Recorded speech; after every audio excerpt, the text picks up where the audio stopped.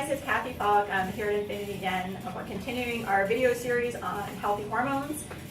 The seminar is coming up August 5th. It's a healthy hormone seminar for women, but also most of the things I'm talking about today apply to men.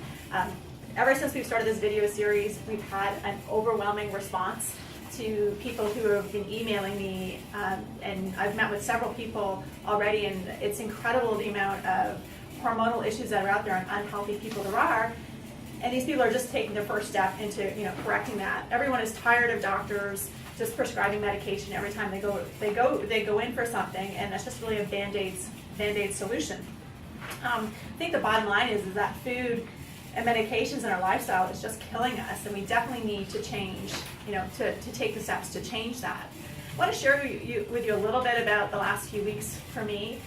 Besides meeting all these new people, my family and I just were in Iceland and Sweden for 2 weeks on a family vacation, and it really opened my eyes as to the problems that we have here in the U.S. And we were there for 2 weeks, and we didn't see any obesity at all. We saw, of course, there's some people who are overweight, but there's just no obesity, and people are really enjoying life and have less stress, and they're outdoors all the time. Things we didn't see there was very little fast food, especially in Iceland, very little fast food. In the capital of Reykjavik, and there's absolutely no drive-thrus. So why are we depending on fast food and drive-thrus here in North America?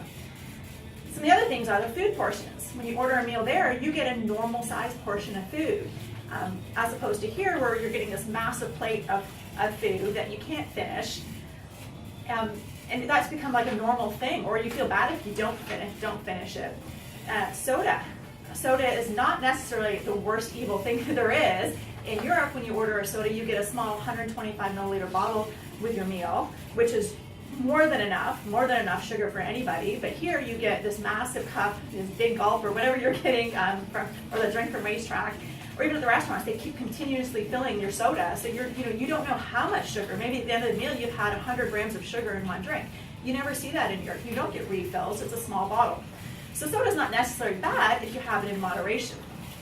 Some of the other things, like you look at alcohol. People still drink alcohol in those countries and they enjoy it, but they enjoy all these things in moderation. People always ask me, as a holistic nutritionist, am I like super strict? Do I drink? Do I have caffeine? Do I like sugar? Yeah, we like all those things, but again, I do it in moderation. I like red wine. I like the occasional good chocolate, but I add it as part of a healthy overall diet. We really noticed a big difference when we landed back in Dallas after being in Europe for 2 weeks and not seeing the obesity. And the first thing my son said to me when we stepped off the plane here was, "Wow, Mom, we're definitely back in the States. Look at all the big people here." So to me, that says we're definitely doing something wrong. To me, I was really thinking about this morning, and I think being in Europe for 2 weeks, and we all don't have the luxury of seeing that, but I definitely enjoy seeing how other cultures live. And also inspires me to do better here. And I think it should inspire everybody. If they can eat healthy local foods, then why can't we? As I drive down Main Street here in Allen, all I see is fast food restaurants where we know that there's local markets, there's local farmers markets, there's local ranchers. So we really need to look at those foods and kind of stop making excuses for why we need to eat fast food. Because if they're not doing it that much in Europe, why do we need to do it here?